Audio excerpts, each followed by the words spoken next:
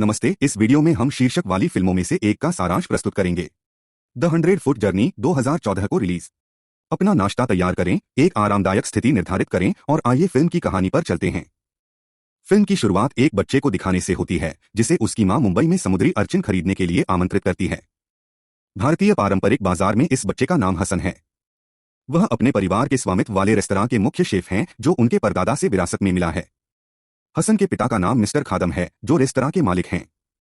हसन ने खाना पकाने के बारे में अपनी मां से ज्ञान प्राप्त किया जो प्रत्यक्ष प्रशिक्षक के रूप में काम करती थी, अपने भोजन को और अधिक स्वादिष्ट बनाने के लिए गुप्त मसाले उपलब्ध कराने में। लेकिन एक रात राजनीतिक तनाव के कारण दंगों के कारण रेस्तरां को बंद करना पड़ा। लोग अंदर घुस आए और श्री खादम के रेस्तरां में आग लगा दी। और न केवल एक रेस्तरां खो दिया, हसन ने अपनी मां को भी खो दिया जो दंगों में पीड़ित थी। उस घटना के बाद हसन और उसका परिवार शरण लेने के लिए इंग्लैंड चले गए। उन्होंने एक साधारण घर खरीदा और एक छोटा सा रेस्तरां खोला। लेकिन दुर्भाग्य से उनका रेस्तरां कम रणनीतिक होने के कारण आगंतुकों से खाली है। स्थान और उड़ान पथ के करीब। चूंकि उनकी स्थितियां अधिक कठिन होती जा रही थीं, उन्होंने अंततः वहां जाने का निर्णय लिया। फ्रांस। रास्ते में अचानक उनकी कार का ब्रेक ठीक से नहीं हुआ, जिससे सभी में अफरा तफरी मच गई। यात्रियों, लेकिन सौभाग्य से ढलान के पास एक बचाव लेन थी इसलिए वे बच गए। दुर्घटना। फिर उन्होंने बगीचे के किनारे पर कुछ देर आराम किया। कुछ ही समय बाद मार्गरेटे नाम की एक महिला जो सहानुभूतिशील थी उन सभी से मिलने आई। मार्गरेट सोल लेबर बिलोंगिंग नामक एक लग्जरी रेस्तरां में सहायक शेफ हैं। श्रीमती मैलोरी। मार्गरेट श्री खादम के परिवार को अपने घर ले गईं और उनका बहुत स्वादिष्ट मनोरंजन किया। फ्रेंच भोजन। इसके बाद मार्गरेटे ने उन्हें अस्थायी स्थान के रूप में सेंट एंटोनियो के एक होटल में रहने की सलाह दी। रहने के लिए सुबह श्री खादम और हसन गांव देखने के लिए निकले और लड़खड़ा गए। एक खाली रेस्तरां जो बेचा जा रहा था। श्री हसन को जिज्ञासा हुई और वह यह देखने के लिए अंदर गए कि अंदर क्या है। इसने श्रीमती मैलोरी का ध्यान आकर्षित किया। रेस्तरां के सामने रहने वाला व्यक्ति मैलोरी सोल लेबर का मालिक था। रेस्टोरेंट जो खाली रेस्टोरेंट के ठीक सामने था। श्री खादम कहते हैं कि क्या वह उस रेस्तरां को खरीदना चाहते हैं। लेकिन श्रीमती मैलोरी की अभिव्यक्ति में श्री हसन और खादम के प्रति उनकी नापसंदगी झलक रही थी। यह देखकर हसन ने अपने पिता से वहां से चले जाने को कहा, लेकिन उसके पिता ने मना कर दिया और जिद करने लगे। श्रीमती मैलोरी को एक प्रस्ताव देने पर अगले दिन श्री खादम को खाली रेस्तरां के मालिक का फोन आया। मालिक ने अनुमति दी। श्री खादम ने रेस्तरां खरीद लिया और अंततः रेस्तरां श्री खादम ने खरीद लिया। अगले दिन श्री खादम का परिवार रेस्तरां की सफाई और तैयारी में व्यस्त था। रेस्तरां की शुरुआती रात के लिए रेस्तरां का नाम मैसन मुंबई रखा गया। एक दिन जब हसन बाजार गया तो उसकी मुलाकात गलती से मार्गरेट से हो गई और हसन ने पूछा फ्रांसीसी व्यंजनों के साथ साथ मिशेल और स्टार के बारे में कुछ बातें। मिशेल एंड स्टार एक स्टार पुरस्कार है और फ्रांस में रेस्तरां के लिए एक वर्गीकरण भी है। सभी रेस्तरां अपने रेस्तरां के लिए गर्व और मान्यता के रूप में स्टार का पीछा करते हैं। दूसरी ओर श्रीमती मैलोरी जो रेस्तरां की स्थापना से खुश नहीं हैं। केवल मैलोरी ही नहीं बल्कि एक प्रतिद्वंद्वी रेस्तरां किस हद तक बनाया गया है इसकी निगरानी करना जारी रखता है। रेस्तरां की उपस्थिति किसे पसंद नहीं है जी। श्रीमती मैलोरी के रेस्तरां के मुख्य शेफ को भी नया रेस्तरां पसंद नहीं आया। मैसन मुंबई के उद्घाटन से एक दिन पहले श्री खादम अपने रेस्तरां का प्रचार कर रहे हैं। प्रीमियर रात पर विशेष 50% छूट के साथ विभिन्न स्थानों पर विश्वास। अगली सुबह जब हसन और श्री खादम बाजार में खरीदारी करने गए तो यह पता चला कि उनके मेनू की मुख्य सामग्री बिक चुकी थी। यह पता चला कि सभी सामग्री श्रीमती मैलोरी द्वारा इस उद्देश्य से खरीदी गई थी, श्री खादम के रेस्तरां के उद्घाटन को नष्ट करना। यह जानकर श्री खादम क्रोधित हो गए और उन्होंने श्रीमती मैलोरी पर युद्ध की घोषणा कर दी। खादम और हसन अंततः दूसरे बाजार में गए और अपने लिए वैकल्पिक सामग्री खरीदी। खाना बनाना। लंबी कहानी संक्षेप में, रेस्तरां का पहला उद्घाटन एक भारतीय को प्रस्तुत करके शुरू हुआ। माहौल, लेकिन घंटों बाद श्री खादम इंतजार करते रहे। एक ग्राहक आया। इसके बाद श्री खादम ने अपने कपड़े बदलकर विशिष्ट भारतीय कपड़े पहनने शुरू कर दिए, जिसमें अपनी बेटी को भेजना भी शामिल था। ग्राहकों का स्वागत करने के लिए अप्रत्याशित रूप से यह पता चला है कि यह विधि ग्राहकों को आकर्षित करने में सफल रही है।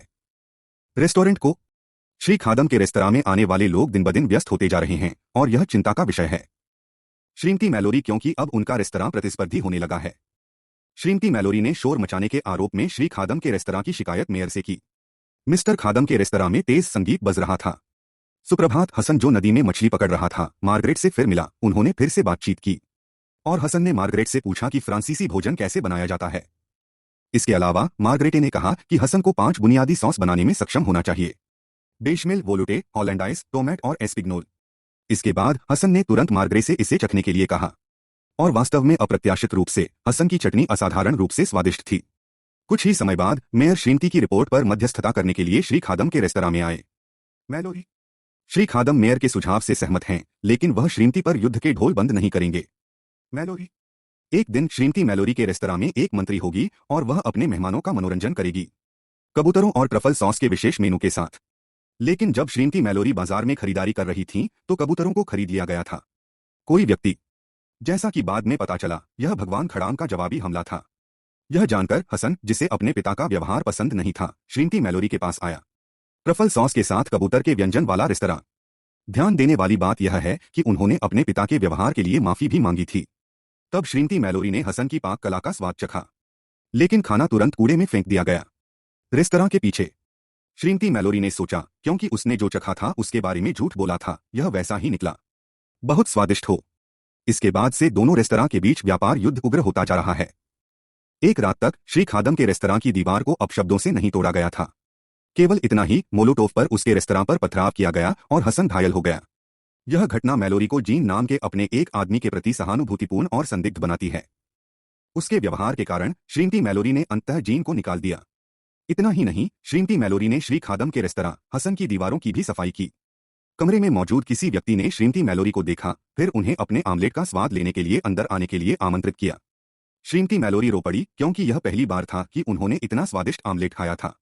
आखिरकार वह इस बात से भी ईमानदार था कि पिछले दिन हसन की ट्रफल सॉस पिच स्वादिष्ट थी और वह हसन को अपने रेस्तरां में शामिल होने की पेशकश करने की योजना बना रहा है।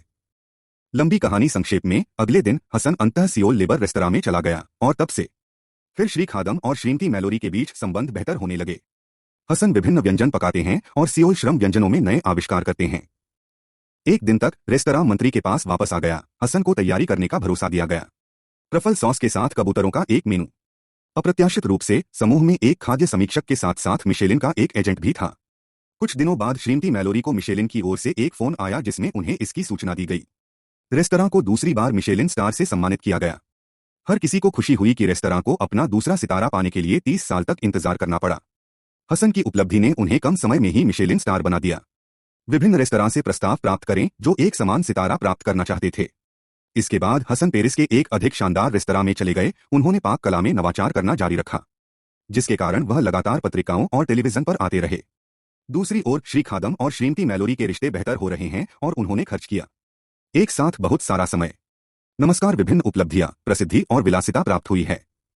हसन को खुशी नहीं हुई, खासकर अपने दोस्त के लाए भारतीय व्यंजनों का स्वाद चखकर हसन ने उसे मिस कर दिया। घर और भी अधिक। अंततः हसन ने मार्गरेट के साथ काम पर लौटने के लिए सेंट एंटोनियो लौटने का फैसला किया। सियोल श्रम। श्रीमती मैलोरी ने सियोल श्रम का पूरा प्रबंधन हसन और मार्गरेट को दे दिया और फिल्म हसन द्वारा रेस्तरां में अपना तीसरा मिशेलिन स्टार पाने का वादा करने के साथ समाप्त होती है। आप में से उन लोगों को धन्यवाद जिन्होंने अंत तक देखा। लाइक, कमेंट और सब्सक्राइब करना न भूलें।